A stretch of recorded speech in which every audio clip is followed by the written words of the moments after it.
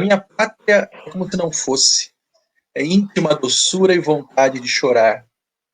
Uma criança dormindo em minha pátria. Por isso, no exílio, assistindo dormir meu filho, choro de saudades de minha pátria. Se me perguntarem o que é a minha pátria, direi: não sei. De fato, não sei como, porquê e quando a minha pátria, mas sei que a minha pátria é a luz, o sal e a água que elaboram e liquefazem a minha mágoa em longas lágrimas amargas. Vontade de beijar os olhos de minha pátria, de miná-la, passar-lhe a mão pelos cabelos, vontade de mudar as cores do vestido auriverde tão feias de minha pátria sem sapatos e sem meias, pátria minha, tão pobrinha, que te amo tanto, pátria minha, eu que não tenho pátria, eu, semente que nasci no vento, eu que não vou e não venho, eu que permaneço em contato com a dor do tempo, eu, elemento de ligação entre a ação e o pensamento. Eu, fio invisível no espaço de todos os adeus. Eu, sem Deus. Tenho-te, no entanto, em mim como um gemido de flor. Tenho-te como um amor morrido a quem se jurou. Tenho-te como uma fé sem dogma. Tenho-te em tudo em que não me sinto a jeito nesta sala estrangeira com lareira e sem pé direito. Ah, pátria minha, lembra-me uma noite do Maine, Nova Inglaterra, quando tudo passou a ser infinito e nada terra. Eu vi Alfa e Beta de Centauro escalar o monte até o céu. Muitos me surpreenderam parado no campo sem luz, à espera de ver surgir a Cruz do Sul, que eu sabia, mas amanheceu. Fonte de mel, bicho triste, pátria minha amada, idolatrada, salve, salve. Que mais doce esperança acorrentada, o não poder dizer-te, aguarda, não tardo.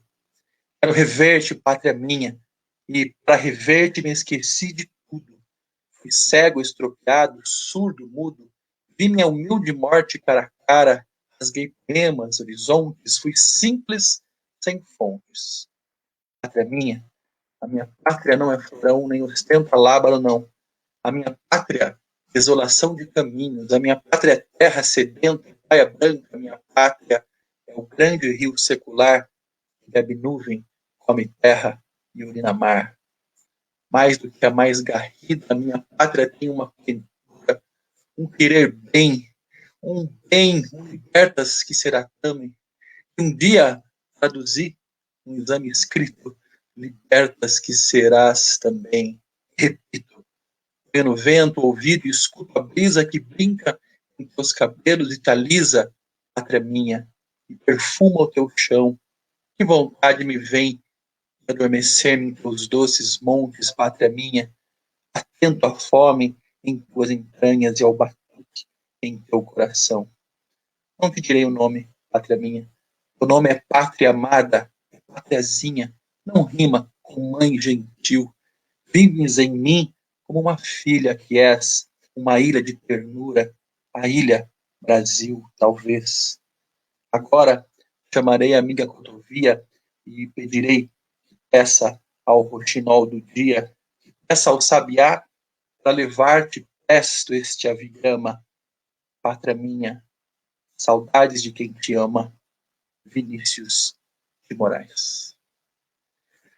Olá, muito boa noite. Estamos começando mais um papo com a Rai nessa sexta-feira. Hoje é dia 18 de junho, uma sexta-feira que começa a ficar fria, né? Com a temperatura que começa a cair. Nós estamos no inverno, mas começamos a sentir um pouco de frio.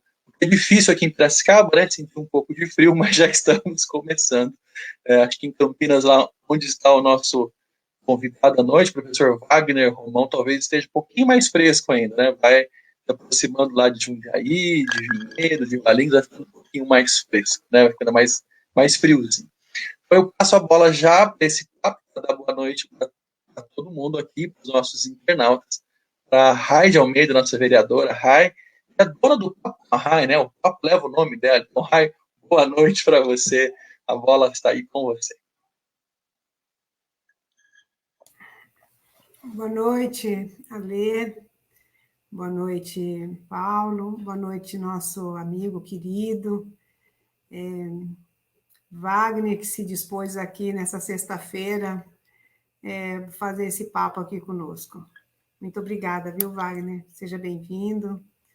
E vamos fazer uma conversa aqui um pouco, falar de coisas sérias, tentar de falar de coisas sérias e às vezes até que nos toca bastante, né? Essa conjuntura nos traz, às vezes, emoções, tristezas, e quando o Ale, inclusive, faz essa leitura Pátria, a Minha Pátria, do Vinícius de Moraes, isso nos, ao mesmo tempo que nos dá um alento, mas também traz uma dor no nosso coração, porque a nossa pátria está tão abandonada, né? Então, e aí que vontade de mesmo de trocar essa cor, porque ela está tão enxovalhada, tão maltratada, tão mal utilizada, né? Então, acho que isso nos dá uma certa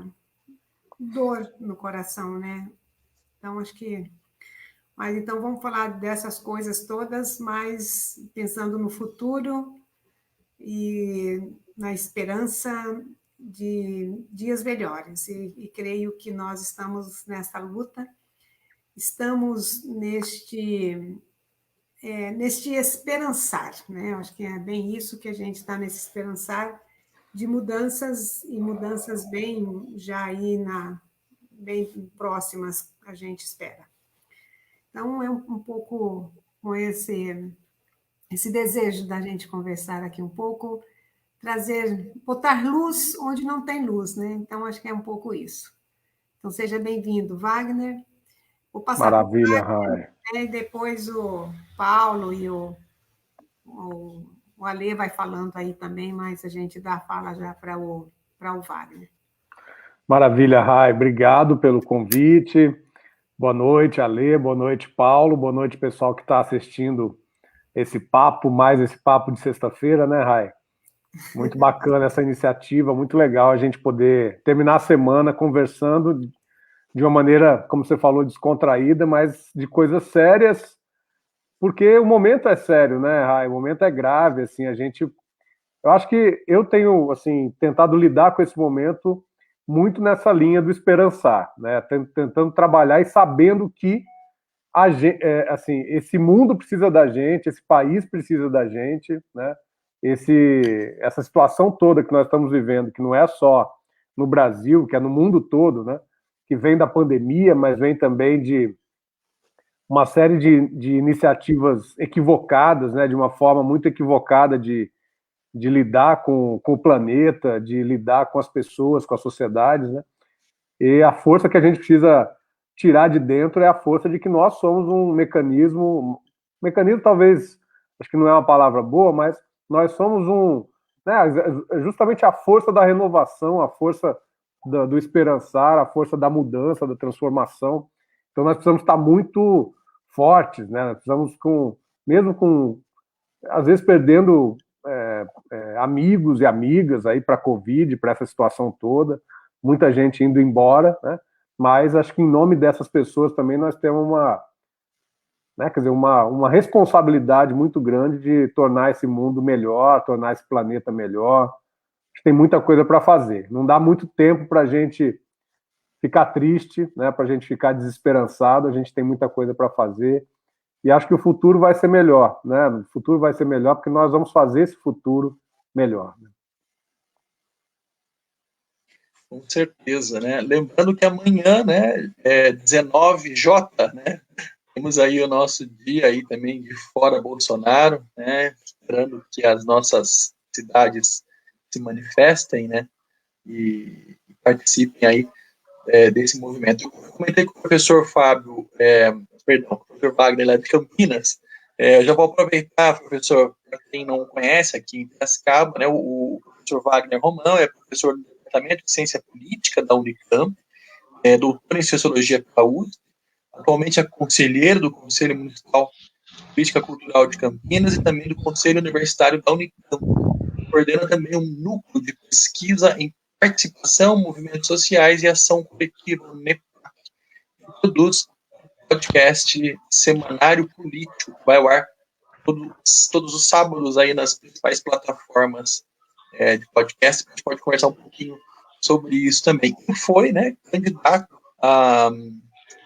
Você foi candidato agora, você estava com o Tourinho, é isso, né, Wagner? Isso, candidato a vereador aqui em Campinas, sou o primeiro suplente aqui do Partido dos Trabalhadores, né, a gente ficamos aí com 250 votos, aí nos separaram do exercício do mandato de vereador, mas foi uma campanha muito legal, conhecemos muita gente, campanha muito para cima, e aqui a gente teve a candidatura do Pedro Tourinho e da Edilene Santana, uma coligação PT-PSOL, né? Foi muito legal também, a esquerda unificada, ela chama as pessoas, né? Muita gente voltou a fazer campanha, mesmo com as dificuldades da pandemia, mas foi um processo muito bacana. Por muito pouco o Pedro não foi para o segundo turno também, faltaram aí acho que os 7 mil votos, coisa de 7 mil votos, por uma eleição em Campinas é pouca coisa, né? Mas tem muita coisa aí para a gente fazer nos próximos anos. Alexandre, Fala, Paulo. Vou chegar sola, já pegar. Vai entrar no tema direto. De pegar a deixa do Wagner lembrar dessa fala que ele diz da Esquerda Unida e já provocá-lo para o ano que vem, né? Temos eleição nacional, temos uma eleição estadual também de grande relevância, no momento em que o PSDB, depois de 20 e tantos anos, me parece, vai entrar, talvez, numa disputa mais desgastada da história desses 20 e tantos anos, né? Então, perguntar como é que ele vê a chance da esquerda e, fundamentalmente, para fazer o link com essa fala do exemplo que aconteceu em Campinas, como é que ele vê essa situação de PSOL e PT, candidatura a governador do estado, a senador, que papel deve jogar o PT, que papel deve jogar o PSOL, já tem uma pré-candidatura de Boulos, tem uma pré-candidatura de Haddad. Como é que você acha, na sua visão, como devemos seguir no próximo ano? Uhum. Legal, Paulo. Bom, eu acho que tem uma novidade importante, que já não é mais nova, mas que há alguns meses foi uma grande novidade, que é essa possibilidade muito concreta da candidatura do Lula para presidente, que é uma pessoa que tem uma trajetória, acho que ímpar, né, inigualável aqui no nosso país, acho que até pode falar em termos mundiais, até nessa liderança do Lula, essa trajetória toda, e acho que ele é uma força que nos ajuda muito, né, nesse processo de transformação, de reconstrução do nosso país, porque é uma pessoa muito conhecida no Brasil todo, foi presidente por 8 anos, é uma liderança muito consolidada, né? E está muito bem, né? Está com 75 anos, está muito bem disposto, está a fim de voltar ao protagonismo político, né? No nosso país. Então, acho que a candidatura do Lula ela é muito importante, e o que a gente tem visto com algumas movimentações políticas na última semana, sobretudo, né? Algumas lideranças aí de outros partidos, caso do Freixo, lá no Rio de Janeiro, que foi para o PSB, o caso do próprio Flávio Dino, que também foi do PCdoB para o PSB, né? E articulações aí que, quer dizer, dão conta da possibilidade da formação de uma frente considerável aí na esquerda, que possa articular o PSB, que possa articular o PT, o PSOL, o PCdoB, né, e outros partidos que venham a se somar para essa frente, e com a possibilidade também de setores do PDT que já estão entendendo que a candidatura do Ciro Gomes fica muito prejudicada, né, com essa força da candidatura Lula nesse momento que nós estamos vivendo. Quer dizer, ele está à frente nas pesquisas, inclusive no primeiro turno, à frente do Bolsonaro, nas pesquisas mais recentes, né? E agora, claro, como a gente tem um país muito grande, nós temos 26 estados, mais o Distrito Federal, né? Toda essa disputa no nível federal, ela também se reflete nos estados, ela também tem um impacto nos estados, né?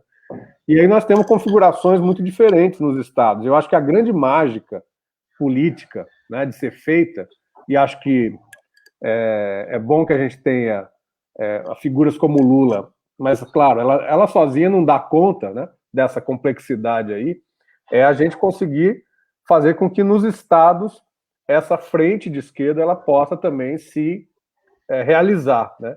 E que seja possível aí, outro dia tive a oportunidade de falar aqui com o Guilherme Boulos, que veio aqui em Campinas, né? E comentei com ele dessa necessidade de se criar uma grande coordenação nacional, né? Que pudesse ser feita por esses partidos, para que a gente pudesse pensar em conjunto, né? Minimamente em conjunto, o que vai acontecer em São Paulo, o que vai acontecer no Rio, o que vai acontecer na Bahia, no Rio Grande do Sul, no Ceará, né? Em Minas Gerais, nos grandes estados aí, em que há uma possibilidade concreta de que a esquerda possa retomar algumas posições que andou perdendo aí nos últimos anos, né? Nós tivemos dificuldades muito sérias de 2014 para cá, né? E eu acredito nisso. No caso de São Paulo aqui, nós temos duas pessoas, duas grandes lideranças, né? Acho que o Boulos e o Fernando Haddad são lideranças muito importantes, né? O Haddad foi um baita ministro da educação, tem uma baita experiência em gestão pública, né? Foi um grande prefeito em São Paulo e tem toda a legitimidade para ser candidato aqui em São Paulo. Foi candidato a presidente da República, então é um peso pesado aí da política brasileira, né? E é uma pessoa também que tem que diminui até uma certa rejeição que o PT ainda tem em alguns setores, né? A figura do Haddad é uma figura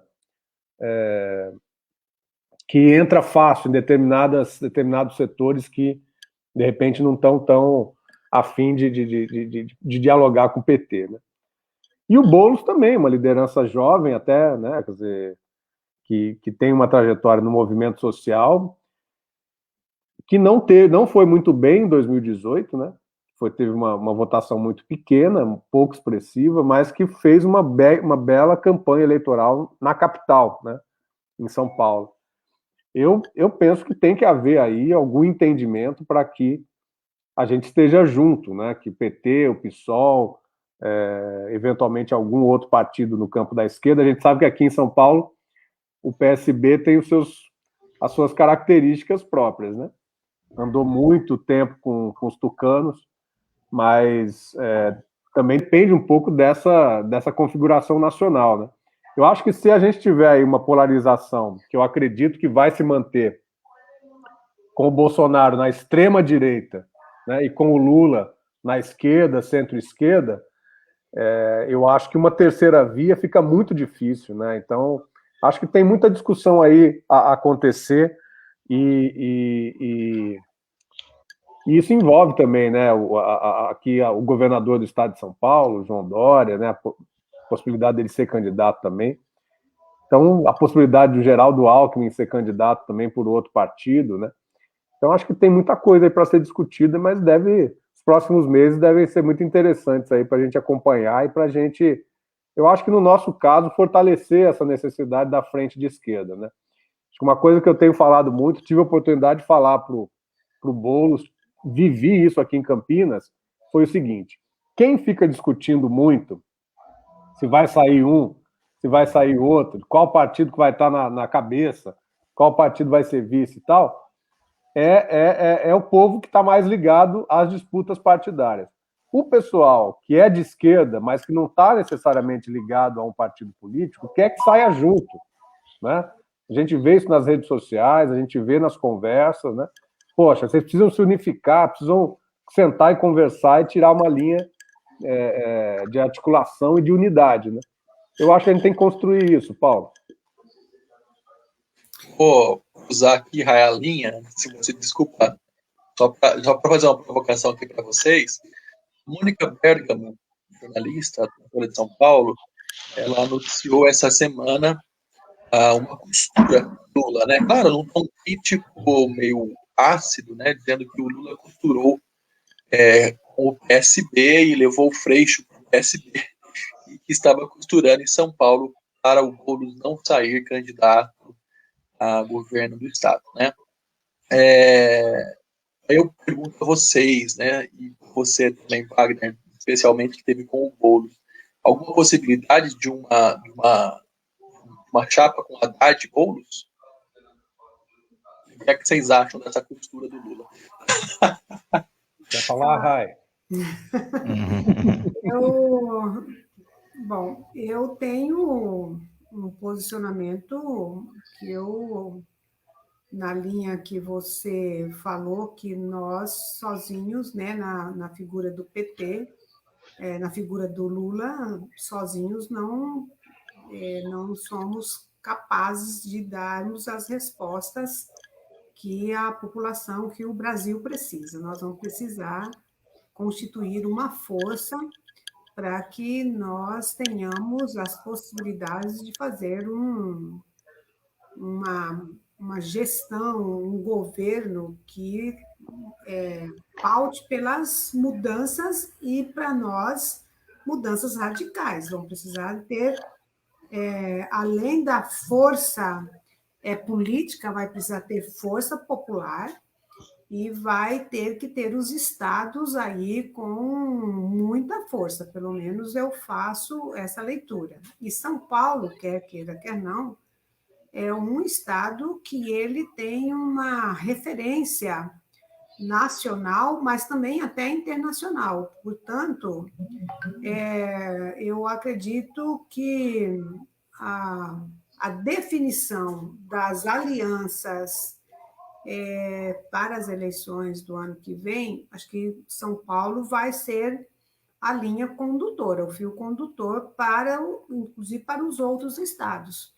Embora os estados eles tenham, cada qual tem a sua peculiaridade, né? Eu acho que tem as suas diferenças, mas eu sou muito favorável que nós tenhamos também uma unidade, uma uniformidade nas alianças, porque também não dá para cada estado fazer a sua aliança com... aqui não é o PMDB de São Paulo, aqui não é o PSDB de São Paulo, não. PSDB é PSDB, PMDB é PMDB em todos os lugares. Então, acho que a gente precisa ter definido isso. Em São Paulo, eu entendo que não dá para falar de nomes agora em candidaturas. Nós precisamos fazer essa articulação política entre os campos das esquerdas e no campo se dar as discussões de quem vai sair candidato, né, majoritário e como vai se consolidar esta aliança e quem serão os nomes. Seja Boulos, seja o Haddad, ou seja, de repente, outro nome que a gente não está, mas pelo menos o que está colocado no cenário, nesse tabuleiro político, agora são esses dois nomes que são dois nomes fortes. Eu acredito que, eu não sei, se vier o Boulos, eu acho que talvez o Haddad tenha um outro papel, mas em outro... Né, em nível nacional, acho que a gente vai precisar definir isso e eu acho que isso vai se dar no campo das articulações e da composição desta aliança no campo da esquerda e aí se dar a definição desses nomes. Eu não gostaria de apontar para um ou outro ou os dois juntos, né? Eu acho que a gente vai precisar o que é do ponto de vista da estratégia. Eu acho que a gente tem que definir a estratégia e também o programa. Eu acho que aí com base nisso, aí eu acho que define a montagem dessa chapa.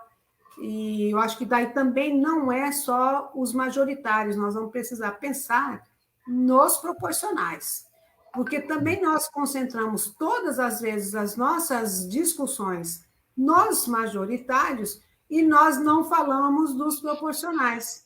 E se nós também não falarmos dos proporcionais e do papel estratégico que os proporcionais terão nesse processo, eu acho que é muito ruim. Então, acho que a gente precisa também fazer dessa discussão a discussão entre majoritários e proporcionais, porque nós vamos precisar de ter um congresso diferente desse que está aí, mas também nas assembleias legislativas nós precisamos também ter forças políticas para que nós possamos termos os nossos projetos estratégicos serem votados e ter força política nos estados com outro perfil, porque os legislativos estão muito ruins e estão pautados em projetos muito individuais e personalíssimos, e a gente tem que mudar essa realidade. Então, Wagner, Alê, Paulo, eu acredito nesse caminho. Eu acho que a gente deveria conduzir por esse caminho. Nessa linha da RAI, eu penso que isso também. Eu acho que, principalmente em São Paulo, que a força da esquerda proporcional nos parlamentos se reduziu. Os parlamentos, quer dizer, nós temos que admitir, reduzimos no estado inteiro, porque temos muito menos prefeitura, muito menos vereadores, deputado estadual, deputado federal, e uma bancada terrível de senadores, né? Sem nenhum de nós lá. A próxima eleição para senador é um nome só. Nós temos que defenestrar aquele que já se autodefenestrou, que é o Zé Serra, né? Todo mundo está poupando ele para segurar os escândalos que essa figura representa e o mal que ele representa para nós termos hoje. A gente não fala, mas Zé Serra é um dos principais golpistas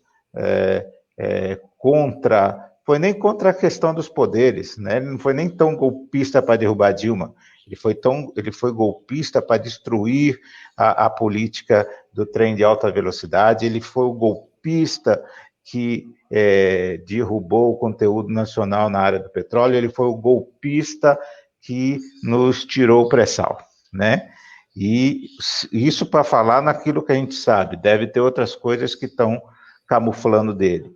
Mas esse cara vai sair, mas nós não podemos trocar ele por um Geraldo Alckmin, um outro cara qualquer, né? Então hoje nós temos uma bancada com Mara Gabrilli, com um desconhecido que ficou no lugar do senador que morreu, e um Zé Serra.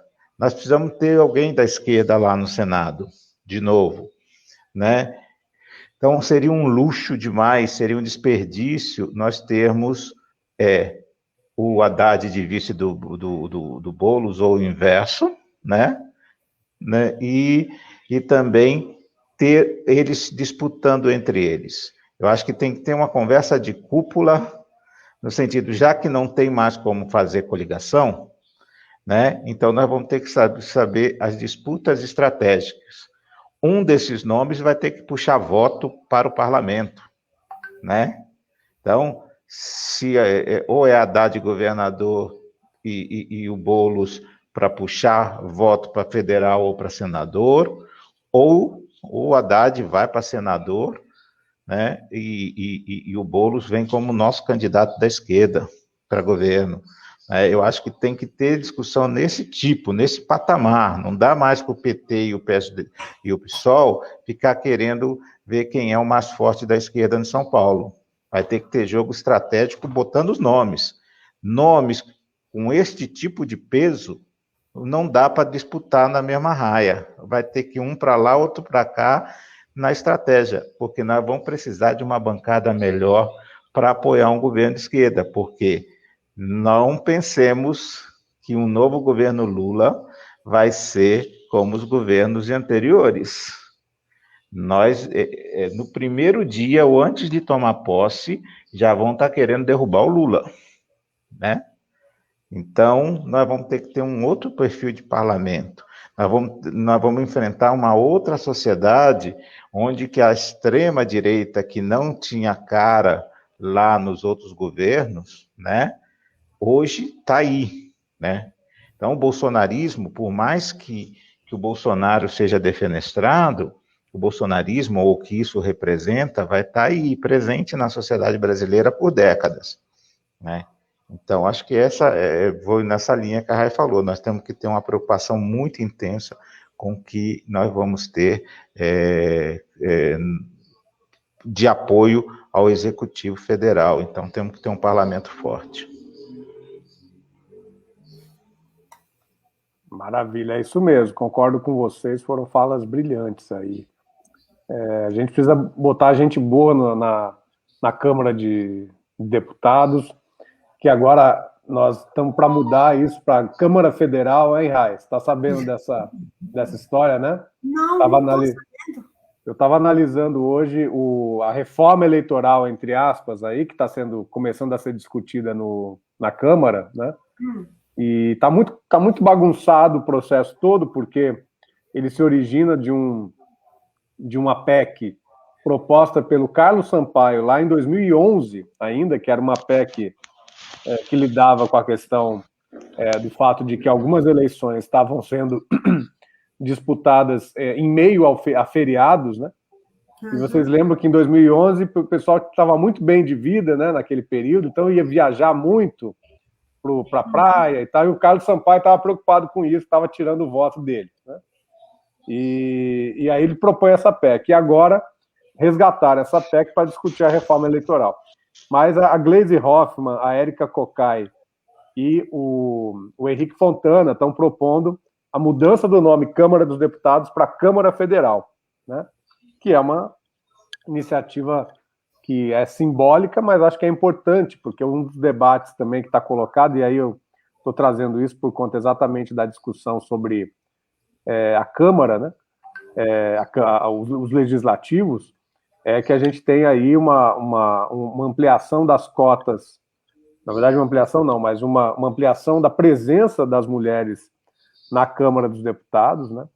E hoje tem 15% apenas, então se propõe ali um escalonamento, né, de que tenha 1/3, depois 2/5 na próxima eleição e depois metade, que a gente tenha paridade de gênero na Câmara Federal, e que isso possa também se rebater nas Assembleias Legislativas e na Câmara de Vereadores e Vereadoras, né?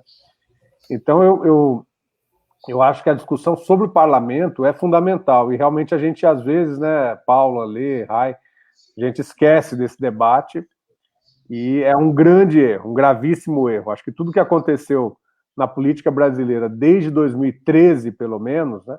Claro que o governo Lula, desde 2003, foi um governo extremamente pressionado também por esses chamados centrão aí, mas a coisa foi degringolando depois de 2013, 2014, depois com o golpe em 2016. Então, se a gente realmente não melhorar a qualidade dos deputados e deputadas, né, tanto no nível do Estado como da União, do governo federal, nós vamos sofrer muito, vamos ter muita dificuldade para implementar essas mudanças que a Rai tão bem colocou aí, né, as transformações radicais que a gente precisa fazer no nosso país, que esse país não aguenta mais tanta desigualdade social, tanta desigualdade racial, desigualdade de gênero, desigualdade de um tanto de coisas regionais também, e acho que tem muita coisa para fazer. Deixa eu só aproveitar e mandar um abração para a Marta e para a Rosângela, que estão estão comparecendo aqui, também para o pessoal todo, para a Lina, que está assistindo a gente aqui, que estão aqui nos nossos comentários. Muito bom. Aliás, eu vou comentar também a Fátima, a Lina, a Marta, a Rosângela, o Rafa e o Val Costa. O Val Costa deixou um comentário lá, mas pro tamanho a gente não consegue jogar para a página, tá? Então, deixou uns comentários menores, então a gente não consegue compartilhar na tela, mas fica claro o registro aí no chat, né? Tá dizendo que faltam descobrir, né? Descobrir novas lideranças para tentar amenizar um pouco o nome de algumas já citas e sempre atacadas aí pela direita, né? Mas assim, as lideranças elas também se fazem com o tempo, né? É difícil da gente pensar, de repente, um nome forte, né? Quer dizer, isso vai sendo construído, né? Com a trajetória. Bom, se vocês me permitirem virar um pouquinho a chave, né? Temos aí o tema da live de hoje, que nós apresentamos, que era a questão da metropolização. Né? Metropolização e conjuntura, começamos pela conjuntura ótima, né? Queria comentar um pouquinho, aliás, queria perguntar um pouco, né, para vocês, começando pelo Wagner, qual a experiência em Campinas em relação a essa ideia de transformar a cidade legalmente, entre aspas, numa metrópole, né? O que é que isso acarreta, o que é que isso acarretou aí na cidade de Campinas?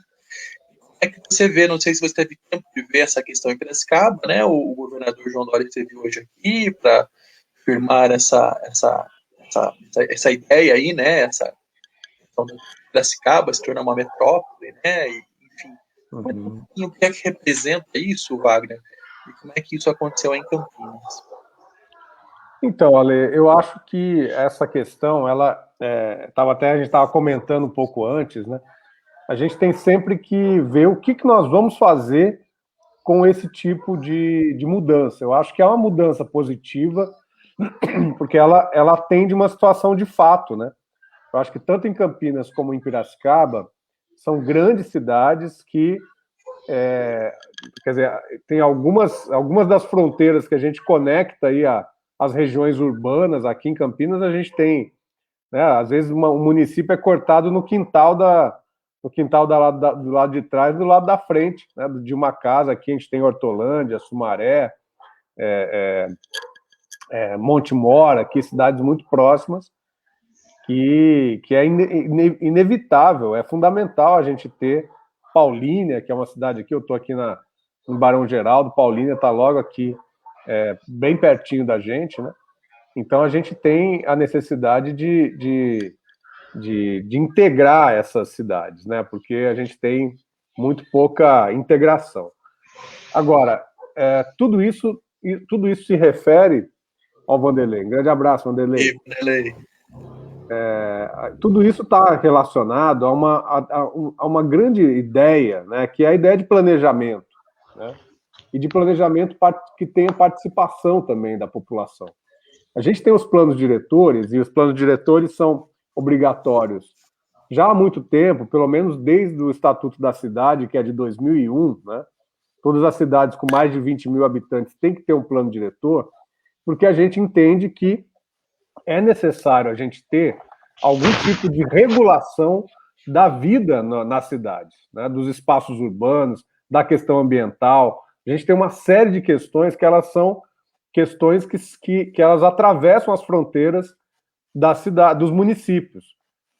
Acho que praticamente todas as questões. Então, a questão da saúde é uma questão fundamental para a gente pensar uma articulação entre, né, as cidades polo, né, como Campinas, como Piracicaba, aí no caso de vocês, e as cidades próximas, né, porque tem muita gente que vem fazer os seus tratamentos de saúde nessas cidades maiores. A questão da integração do transporte urbano, quer dizer, se a gente não pensar em formas de integração também, que a pessoa não seja penalizada, né, em pagar uma tarifa maior porque mora, né, numa cidade próxima, aí no caso de vocês, sei lá, Rio Claro, né, ou outras cidades, aqui no nosso caso Hortolândia, Sumaré também, Jaguariúna, né? E às vezes há essa penalização, a gente não consegue ter isso facilitado. A questão dos resíduos sólidos, né, do tratamento dos resíduos sólidos, é fundamental a gente ter consórcios que façam essa articulação. A questão ambiental, a gente estava comentando sobre o consórcio PCJ aqui, né, Paulo, que quer dizer, as bacias hidrográficas, elas são elementos da natureza, né, que mostram para a gente que a integração é fundamental da gente pensar, né? Como é que essas cidades, as bacias hidrográficas, elas não têm fronteiras, né? Elas vão espalhando o que tem de bom e o que tem de ruim também, o que pode ter de ruim, né? Então eu acho que é muito importante. Com relação a Campinas, eu acho que falta muito, né, a gente poder ter uma perspectiva de integração mais organizada. Existe uma agência a Agencamp, que é uma agência que também tem a sua conexão com o governo estadual, mas a gente sabe que os governos estaduais aqui do estado de São Paulo, sobretudo, eles têm cada vez mais desmantelado, né, algumas estruturas de planejamento, como a Implaza, por exemplo, que era uma empresa exatamente de planejamento ligada ao governo do estado, que já não existe mais, né, outras estruturas muito importantes que foram sendo desmanteladas, né? Então eu penso que uma coisa é se colocar a possibilidade de se construir uma metropolização na região aí de Piracicaba, mas é muito importante que se dê também, de outro lado, condições para que isso ocorra, condições políticas e condições institucionais para que isso ocorra, né? Ainda nós temos uma federação em que o prefeito, a prefeita, né, o chefe do executivo municipal, tem muito poder. Então, por exemplo, a gente teve aqui recentemente um consórcio que foi puxado aqui por Campinas de compra das vacinas contra a Covid, né? Mas apenas 15 das 23, 24, se eu não me engano, municípios aqui da região toparam participar do consórcio, né? Quer dizer, porque alguns prefeitos decidiram que não era o caso de fazer isso, né? Então eu acho que a gente precisaria caminhar, né? A gente tem o Estatuto da Metrópole, que é de 2015, que é, digamos assim, um adendo ao Estatuto das Cidades, que é de 2001, né? O Estatuto da Metrópole, ele prevê um planejamento, um desenvolvimento urbano integrado e assim por diante, prevê participação popular também, que eu acho que é muito importante a gente sempre bater pé nessa tecla, né? Porque, infelizmente, os planos diretores municipais já são muito... tem muitas lacunas, né? Tem muito pouca participação em termos organizados, né? Prefeitos meio que fazem do jeito que dá, as câmaras de vereadores, infelizmente, também não fiscalizam da maneira mais correta, né? Com exceções, né? Com algumas exceções, mas, enfim, eu acho que a gente precisa sempre trabalhar numa perspectiva mais ampla. Agora, eu acho que é um elemento importante, eu acho que aí é o que se faz disso, né? Eu acho que a luta agora é para pressionar os executivos, sobretudo, mas também o executivo no governo estadual para que haja possibilidades institucionais. Agora, acho que a Câmara de Vereadores tem um papel muito importante, né? A Rai é vereadora em Piracicaba, e a articulação dos legislativos também é muito importante para que essa coisa venha também de baixo para cima, né? Para que essa pressão venha de baixo para cima, por mais integração, de forma planejada, né? Para que a gente possa melhorar a vida das pessoas, que eu acho que é esse que é o objetivo, afinal de contas. Fazer um comentário só para externar uma sensação, né?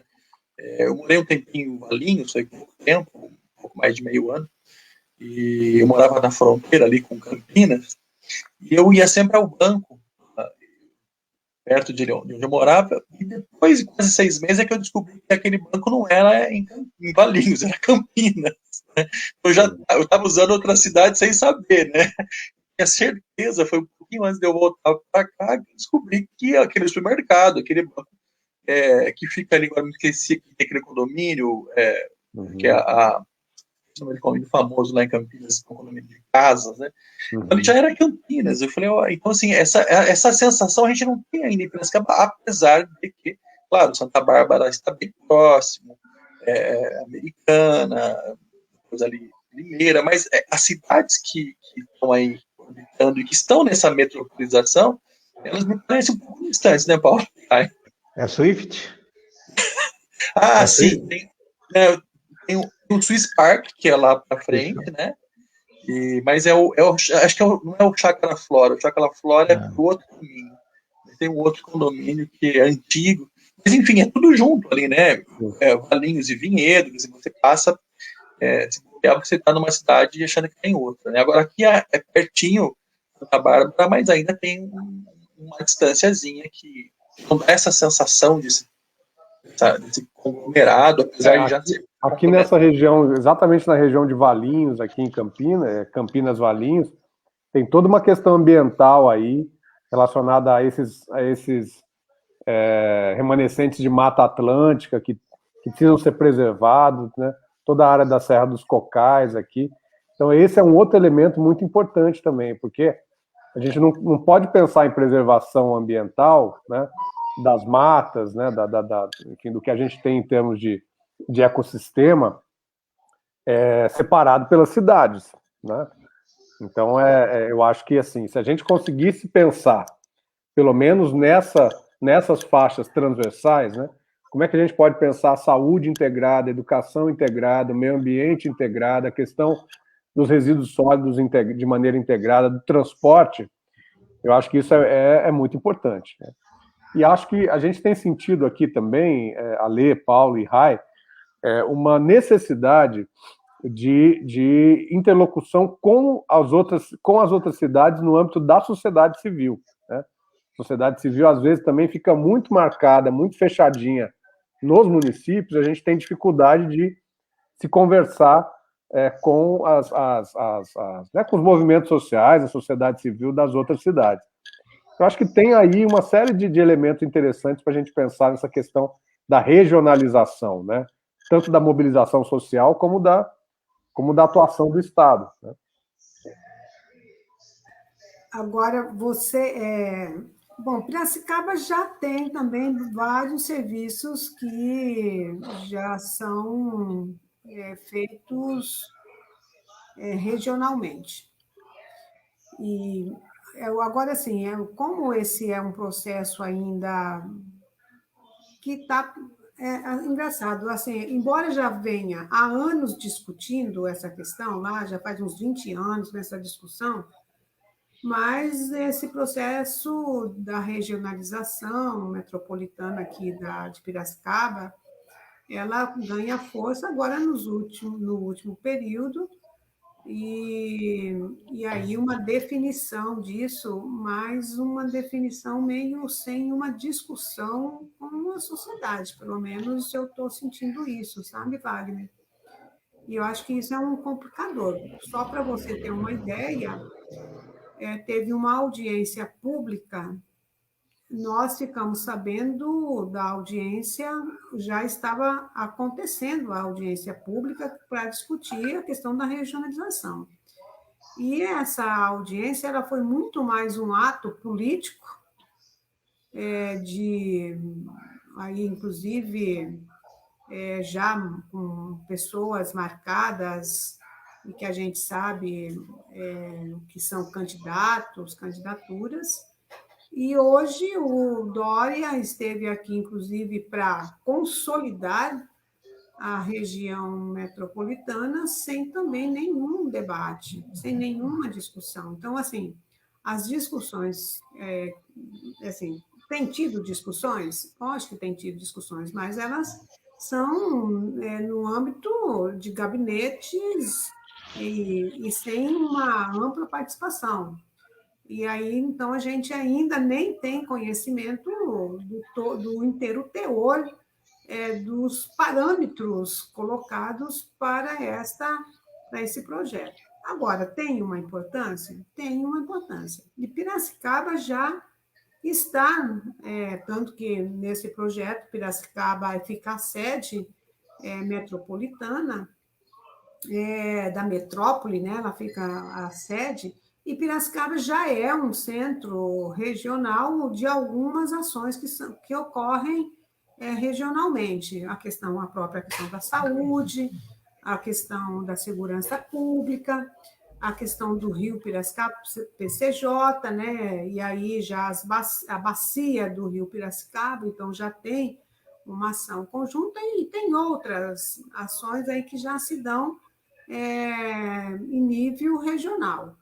Agora, a gente precisa definir, há uma necessidade de se discutir mais. E como nós estávamos conversando antes de abrir aqui a sala, há também que se discutir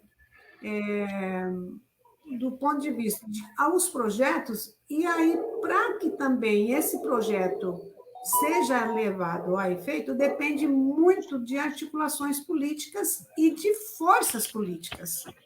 Se nós não tivermos prefeitos, prefeitas, em diferentes cidades que estejam dispostos a fazerem essa articulação política e de você discutir todas as questões que você apontou aqui de forma regional, porque daí você otimiza recursos, você otimiza força de trabalho, então gera economia.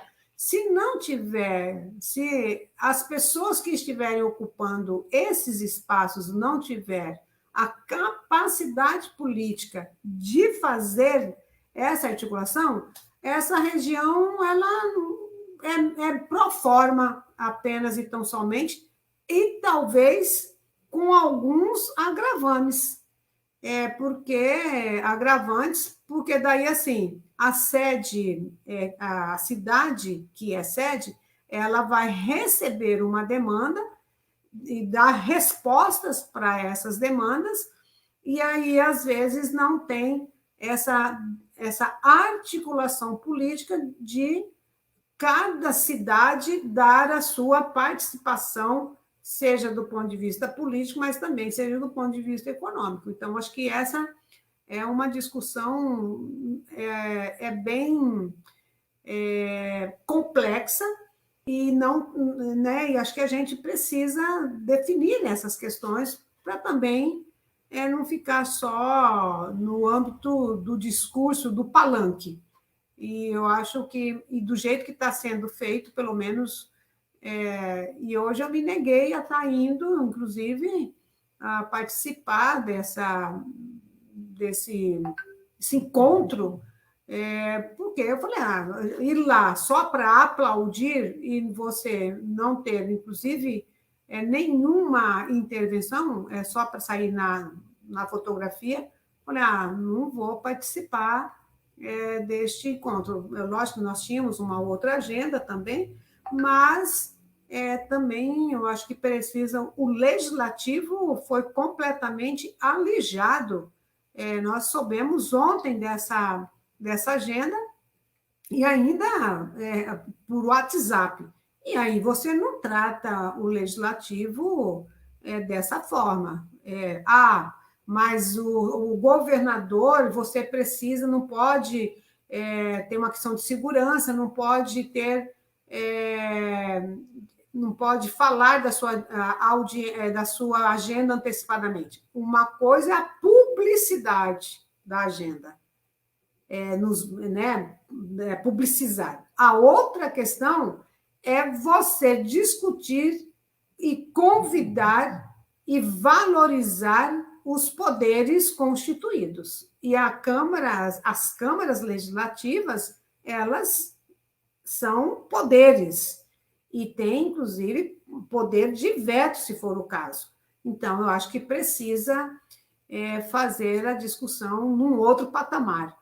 Então, assim, muito complicado a forma, pelo menos, que eu vejo com o que está se dando essas discussões políticas desse projeto da região metropolitana aqui em Piracicaba. Pelo menos, eu tenho isso. Agora, a gente precisa conversar sobre as vantagens, as desvantagens e como vamos trabalhar sobre essas questões. Mas já está dado isso. Isso é fato, consumado, e aí nós vamos precisar aí engolir isso e digerir de modo a pautar essa discussão de um jeito mais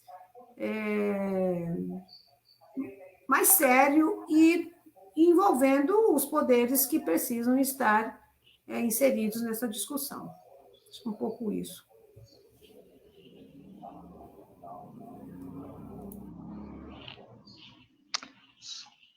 Está desligado o teu som, Ale.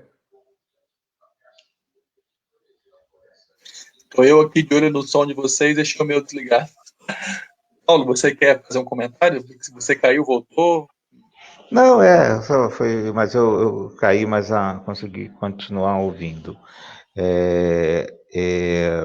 Não, assim, eu acho que é nessa linha mesmo, tem essa preocupação. Eu acho que quando a Rai fala que é fato consumado, é porque as circunstâncias políticas já dão como certo, embora ainda vai o projeto de lei para a Assembleia, né, para formalizar esse processo. Mas as contingências a gente já sabe, até porque já são mais de 10 anos de aglomerado urbano, então tem latente já essa questão. E aí é achismo, mas dentro de uma responsabilidade, né? Um acho meio pensado. Eu acho que para a cidade sede, nem chega a ser tão problema. Pode, eventualmente, a metropolização ser um problema para as cidades com menor poder de intervenção, né, que talvez fique mais ocultada para as cidades maiores ou para a sede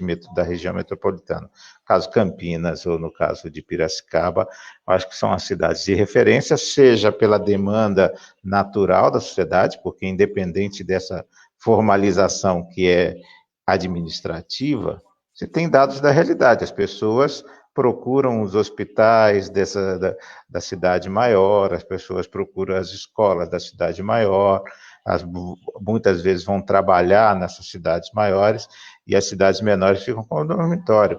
Por exemplo, teve um período da vida que eu trabalhei, quase morei em Cosmópolis e vi a situação que Cosmópolis enfrentava, né? Cosmópolis ficava com os problemas de Campinas e Paulínia. Recebia os resíduos mais fortemente os resíduos da refinaria de Campinas, de Paulínia, né? E também virava local que as pessoas só vinham para dormir, deixar lá seus filhos.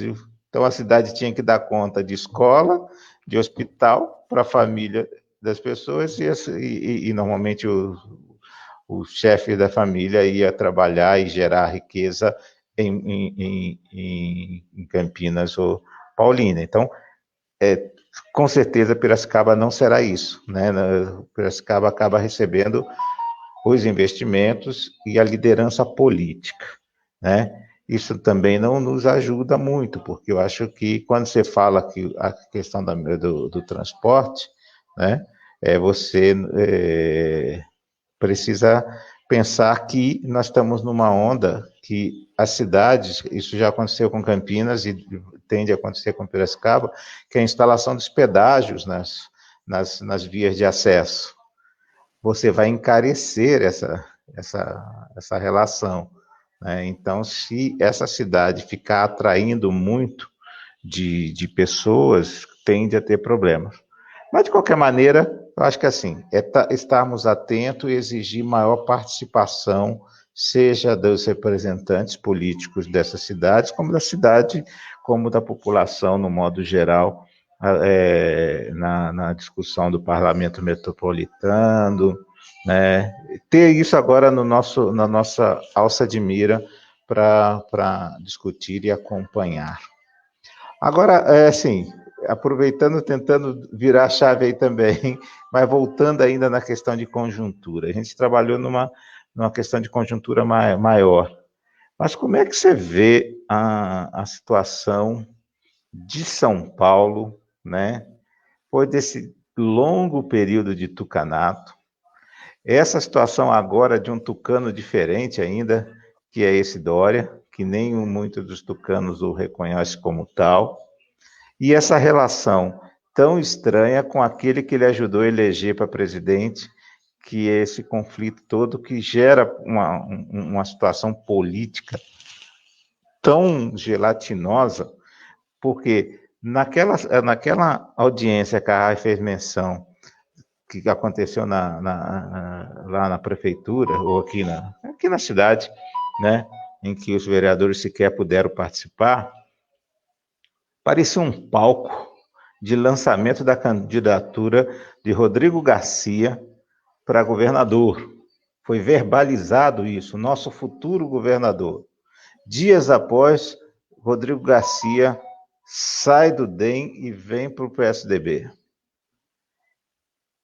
Que estado é esse? Que relação política é essa? como é que ficamos nós aqui, interior com São Paulo, né, interior com a capital? Como é que você vê esse cenário, essa conjuntura política de São Paulo nesse período e para o que se vem aí à frente?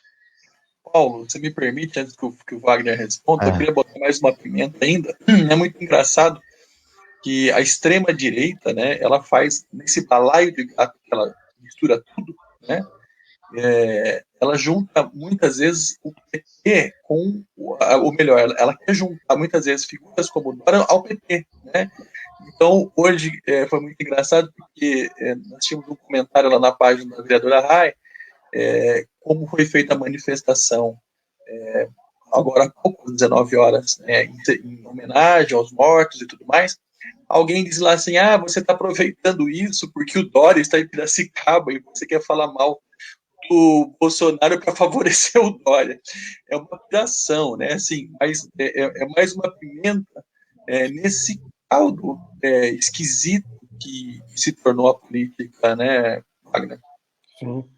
E aí, eu acho que eu quero até mais acrescentar mais uma pimenta, né? Vixe, vai ficar um negócio aí. Vai ficar uma moqueca maravilhosa.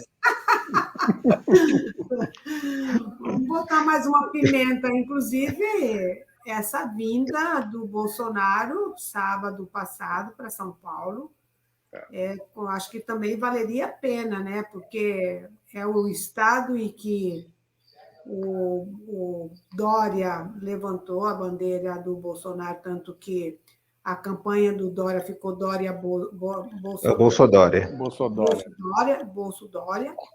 E agora ele tentando a todo custo ficar distante do Bolsonaro. O Bolsonaro vem aqui no sábado, faz uma provocação imensa, e ainda depois, no seu discurso, manda o Dória para aquele lugar, né, de uma forma grosseira, como ele é grosseiro, né, o Bozo. E aí eu também acho que queria botar essa pimenta nessa salada aí de pimenta que está colocada para você, Wagner.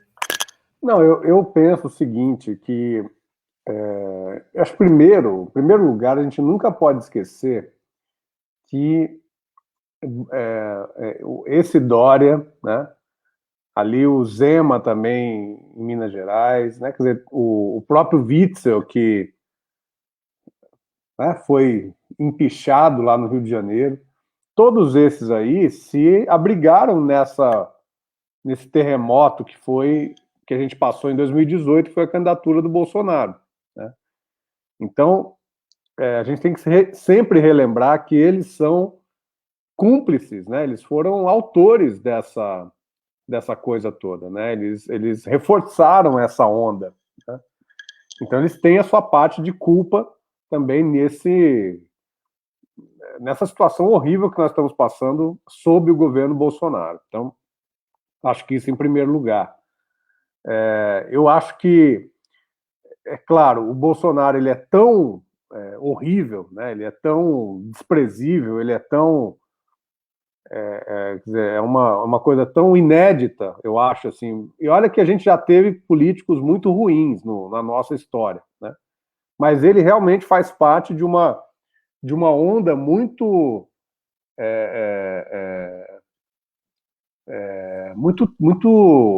muito triste, né? Muito conservadora, extremamente conservadora, extremamente anti-civilização, né? Ele faz parte desse grupo do Trump, do Orbán lá no leste europeu, ali Hungria, Turquia, todos esses regimes que foram direitizando o mundo e numa perspectiva muito rebaixada, né? Um modo rebaixado de fazer política. E o Dória, veja, o Dória compactua com o Bolsonaro. Todo mundo fala muito mal do Bolsonaro, mas tem preservado o Paulo Guedes, né? Vamos lembrar que o Paulo Guedes, né, quer dizer, o Paulo Guedes é esse arauto do neoliberalismo no contexto do governo Bolsonaro, né? Vamos lembrar que outro desses que é o Salles, foi secretário do Meio Ambiente do governo Alckmin, né? Então também passou pelo tucanato. Vamos lembrar da conexão muito forte que os tucanos continuam mantendo com o agronegócio, né? Com as commodities, né? Com isso tudo que é muito forte aqui no estado de São Paulo. Então eu acho que, assim, para chegar nessa discussão sobre Rodrigo Garcia, o papel do Dória, né? Eu acho que os tucanos realmente ficaram numa situação muito difícil, porque o Dória não é uma pessoa, né, quer dizer, não é um tucano antigo, né, não é, porque o próprio Geraldo Alckmin, né, gosta de se gabar dizendo que foi um dos fundadores lá em Pinda, né, do PSDB. O Dória é um recém-chegado que traiu o Alckmin, né, e agora também se implantou com muita força dentro do PSDB no estado de São Paulo, porque tem muito recurso, né? Não é só recurso de oratória, né? Ou de propaganda, é recurso financeiro mesmo, né? Tem capacidade de articulação com esses empresários, né? Com esses novos empresários também. Então o Dória representa muito isso. Ele tem uma face, né? De muito marketing, né? Ele tem uma posição tem uma imagem construída que é tão construída que as pessoas percebem que é mentira, né? Eu acho que esse é o grande defeito em termos de marketing político do Dória, quer dizer, ele é tão marqueteiro que as pessoas percebem que é falso, né? Que existe uma falsidade ali. E acho que nós estamos fadados a essa situação, né? Por isso que eu penso que a gente tem uma condição grande de realmente, né? Acho que é claro que há muitos anos a gente vem reforçando essas esperanças de que a gente possa ter uma oportunidade de fazer um governo de esquerda no estado de São Paulo, né? E é muito difícil, porque a gente sabe que a política do PSDB é uma política de cooptação, né? Nas administrações regionais, dos municípios, né? Nós temos aí o PSDB, talvez seja no estado de São Paulo, onde o PSDB continua um partido forte, né? Tem aí, acho que metade dos municípios são governados por prefeituras do PSDB, né? Então não é fácil fazer essa discussão política, mas eu acho que ela precisa ser feita, e acho que não é por acaso que o Dória, mesmo tendo, né, trazendo a vacina aí como um troféu, e que é um troféu também falso, porque há alguns meses atrás, né, alguns meses antes da pandemia, ele estava com o processo de sucateamento do Butantan, inclusive a possibilidade de privatização do Butantan, e não só do Butantan, de outros institutos de pesquisa do estado de São Paulo, né? Então eu acho que esse desmascaramento aí do Dória, enquanto governador do estado, Rodrigo Garcia, né, fazendo ali a gestão do governo, desse tipo de governo, é isso que a gente precisa mostrar para a população, que não é esse tipo de governo que vai trazer melhorias para a população, né? Eu penso que Pode falar. Não, é só para complementar, valendo citar, né, professor? Aí a questão da FAPESP, né, os cortes que o Dória fez, e o Alckmin já tinha começado, né? O Renato já tinha começado a passar a faca nas fundações de pesquisa, nos institutos, e aqui em São Paulo a FAPESP foi perdendo, né? Já perdeu mais de 50% da sua verba anterior. Assim. Houve uma reação muito forte, né? Porque o Dória realmente quis tirar 30% dos recursos da FAPESP, porque a FAPESP, o recurso da FAPESP vem de 1% da arrecadação do ICMS, né? Isso é constitucional no estado de São Paulo. E é por isso que a FAPESP é reconhecida como um modelo, né, de agência de fomento à pesquisa no Brasil, né? E o Dória quis tirar aquilo que eventualmente não teria sido gasto pela FAPESP num determinado ano, né, num ano orçamentário. Então, essa foi a questão. E claro, né, por que a FAPESP não utiliza todos os seus recursos num determinado ano? Porque pesquisa científica, fazer ciência, requer planejamento, requer que a gente saiba que a gente vai gastar no ano que vem, daqui 2 anos, daqui 3 anos, daqui 10 anos, às vezes, né? Sem isso, você não faz ciência. Sem planejamento e garantia de orçamento, você não faz ciência. Você pode investir durante 10 anos, se você não tem depois nos 2 anos seguintes, às vezes, você pode perder todo aquele recurso que foi investido, né? Então, houve uma reação muito forte das universidades, dos pesquisadores, da comunidade científica no estado de São Paulo, e ele recuou, assim como recuou também com relação às universidades, né? Então, isso é um elemento fundamental desse debate, porque, por enquanto, o Dória está aparecendo aí, né, como um gestor que valoriza a ciência, né?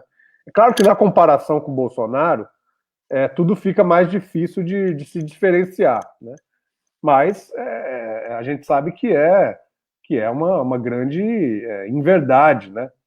Se a gente for analisar qual foi a prática desse governo também do estado de São Paulo, a gente vê que é uma grande inverdade. A 529, né, o decreto 529, praticamente, se não fosse também a reação muito forte do funcionalismo público no estado de São Paulo, outras entidades teriam sido aí extintas, né? Então, eu acho que é isso. O grande problema do estado de São Paulo, e aí tem a ver também com a metropolização em Piracicaba, tem a ver com as regionais pelo estado todo, é que o estado foi perdendo, não vou dizer nem capacidade, mas foi perdendo iniciativa de política pública, né? O que é a questão da agricultura familiar, né? Fechamento das casas do agricultor aí nas pequenas cidades, que às vezes era a única coisa que tinha em termos de estado assim mais forte, né? Então acho que a questão do Instituto de Terras, que também vem sendo desmantelado, então tem muito a fazer no estado de São Paulo. Eu acho que essa tem que ser a nossa meta para ter o governo de São Paulo. O PT, o PSOL, a esquerda precisa ter o governo de São Paulo para a gente recuperar o estado de São Paulo, que é um estado muito rico, né? E que precisa distribuir essa riqueza e que precisa ter um estado forte para melhorar a vida da população, né? Vou lembrar um texto aqui, deixar para o nosso companheira que acompanha aqui a live. A live continua depois durante a semana, ela fica gravada, né? Fica aqui na nossa página. Durante a semana nós vamos tendo aí outros acessos. Há um texto do professor Jorge Colli, que é da Unicamp também, seu colega aí. Esse texto é de 2017, publicado na Folha. Eu sempre cito esse texto, porque está fresco na cabeça, apesar de ter 2017, chamado Roedor de Verbas, né? É um texto que ele fala no momento do Alckmin. E só para dar um recorte, eu localizei esse texto aqui na internet, logo no primeiro parágrafo ele faz uma análise dos cortes que o Alckmin promoveu, né? Na questão só da cultura. O primeiro parágrafo dele é genial, né? Então, assim, o governador-geral do Alckmin também atacou a FAPESP, suas pesquisas. Não sei se vocês se lembram que o Alckmin disse, né, que as pesquisas da FAPESP, as pesquisas no Brasil são pesquisas sem utilidade prática, abre aspas, sem utilidade prática. No concreto, ele restringiu a dotação orçamentária da FAPESP, daquela instituição, dissolveu a Banda Sinfônica do Estado, cortou de maneira drástica os orçamentos da USESP, do Teatro São Pedro, de sua orquestra, assim como a Jazz Sinfônica, que foi extinta e agora virou nacional, né? Ele faz todo um levantamento de gastos que chega a 40%, é o número que eu citei, dos 40% que envolve já a questão da FAPESP, mas associada a outras instituições aí de cultura, né? Então, assim, a questão do corte já vem de longa data, né? Quer dizer, o PSDB já vem cortando verba da cultura, da pesquisa, da educação de longa data, né? Não é de agora, né?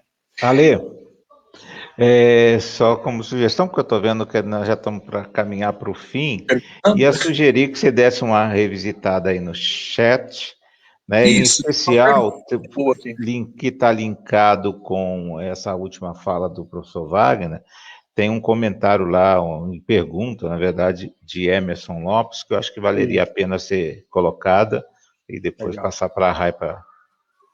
Maravilha. Legal. Deixa eu responder o Emerson. Obrigado, Emerson.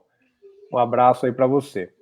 Eu não conheço assim, se há uma iniciativa específica com relação a projetos educacionais de saúde coletiva da Unicamp. A Unicamp tem a Faculdade de Odontologia aí em Piracicaba, que é uma joia, né? E acho que é muito importante, assim, recentemente houve eleições para a reitoria aqui na Unicamp, o professor Tom Zé foi eleito reitor, né? E a sua vice é a professora Maria Luísa, da área de ciências médicas. Então, eu acho que há inclusive no plano de governo do professor Tom Zé, tinha um esforço muito grande, né, uma iniciativa muito grande de fortalecer a Unicamp em Piracicaba. Claro que a partir da base da FOP, né, da Faculdade de Odontologia, mas acho que é uma discussão muito interessante de se fazer, né? Eu agora estou no Conselho Universitário, acho que vou ter mais acesso aí a essas possibilidades, né, de convênios, de parcerias, né? Mas acho que sempre precisa partir da iniciativa de Piracicaba. Eu acho que você tem uma avaliação aí, certamente a RAI tem uma avaliação de como que a Unicamp poderia auxiliar aí, estar mais próxima das necessidades aí nesse campo da educação e da saúde coletiva.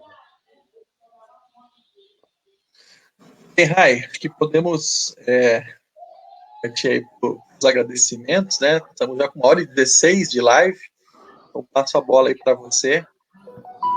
Já deixo o meu abraço aqui aos nossos amigos e amigas que passaram por aqui. Sempre bom conversar com o professor Wagner Romão. Ia fazer uma pergunta para ele indiscreta, quais são os planos aí, ele que foi candidato a vereador, se está com pretensões, mas eu não vou fazer essa pergunta, se tem pretensões aí para 2022. Mas eu já me despeço aqui e passo a bola para você, Rai. São boas as pretensões do Wagner para o próximo período aí. Então, acho que... A gente continua na luta sempre, né, Rai e Alê? E Paulo, e toda a turma aí. Então, a gente tem sempre que perseverar. A gente tem que perseverar sempre, né? Então, toda batalha é uma batalha muito importante e a gente está firme na luta. Hoje eu encontrei, até para encerrar aqui, importante essa fala, esse reforço aqui do Wagner, dizendo que sempre estamos na luta. Nós estávamos aí na Praça José Bonifácio, na escadaria da igreja, da catedral. Nós fizemos uma homenagem em memória daqueles que morreram vítimas da Covid, e fora Bolsonaro, e aí apareceu uma pessoa lá, e, Rai, nossa, que surpresa te ver aqui, né? Ele falou assim, lembro de você lá de 90 como vereador, e que bom saber que você sempre está na luta e que você está aí firme e forte, né? Então, acho que é isso, né? A gente sempre está na luta, e sem luta não tem vitória. E agora, mais do que nunca, a gente precisamos estar na luta. Mas aí queremos agradecer ao Wagner por estar aqui conosco, fez uma bela análise aí em todos os aspectos, seja na questão dessa regionalização aqui metropolitana, seja do que está por vir, da aliança, das discussões das alianças, de candidaturas nos campos das esquerdas, como que nós vamos trabalhar juntos aí, trabalhar nessa perspectiva. E agora, né, essas últimas análises aí com relação ao governo do Estado e o Bolsonaro, né, como primeiro amor, né, um grande amor, e agora um grande ódio um pelo outro aí, né, uma intriga, um divórcio litigioso, né? Então, acho que muito bom, e dizer, né, o quanto é bom a gente estar na companhia de pessoas com uma visão tão clara do momento e do que nos espera para o futuro. Agradecer ao Paulo por estar aqui também conosco, mais essa live, nesse bate-papo aqui, e o Alê, que é o fiel escudeiro desse bate-papo, né? Ele que sempre está aí organizando, ele e a Lina. E agradecer também a cada uma das pessoas que estão aqui, né? O Vanderlei está aqui, grande amigo, querido, a Fernanda, a Rosângela, o Emerson, que eu não conheço, mas está aqui também contribuindo, e a Lina, a Fátima, o Val sempre provocando, né? Sempre ele está provocando, mas é bom que você provoque e espero que a provocação seja também para você se aproximar da gente e vir aqui para estar conosco. E até respondendo a provocação dele, para o Haddad e o Boulos são companheiros que têm um investimento e são grandes lideranças, e tem muito cacho de banana ainda para dar. São jovens e é importante isso para nós. Eu acho que essas duas pessoas, personalidades, tem muito fruto para dar e os cachos, eles estão aí frutificando, né? Acho que tem banana boa no cacho nos cachos dessas duas personalidades que têm dado boas contribuições no debate, nas discussões. Eu acho muito importante isso. Aí também agradecer o Rafa, a Marta e todas as outras pessoas que estão aí, talvez, no Face, acompanhando nós aí pelo Face. Então, muito grata a você, Wagner. Passo aí a fala para você também fazer as suas considerações e também dar o seu tchau. Só um grande tchau, abraço. Porque nós vamos ter muitos momentos aí juntos. Grande abraço para vocês, Rai, Paulo, Alê, pessoal todo que assistiu. Amanhã estamos na praça, né? Vamos para a rua, vamos fazer um grande Fora Bolsonaro. Eu tenho certeza que vai ser um grande dia, vai ser uma manifestação muito grande, muito forte, e mais forte, muito mais forte do que foi há 3 semanas atrás. Precisamos disso. Grande abraço para vocês, então até a próxima. Valeu, obrigada. E aí também fazer o chamado para amanhã, às 10 horas, na Praça José Bonifácio, pela vacina, comida no prato e fora Bolsonaro, né? Pela vida, em defesa da vida. Um abraço, muito obrigada. Tchau, tchau. Tchau, pessoal. Tchau.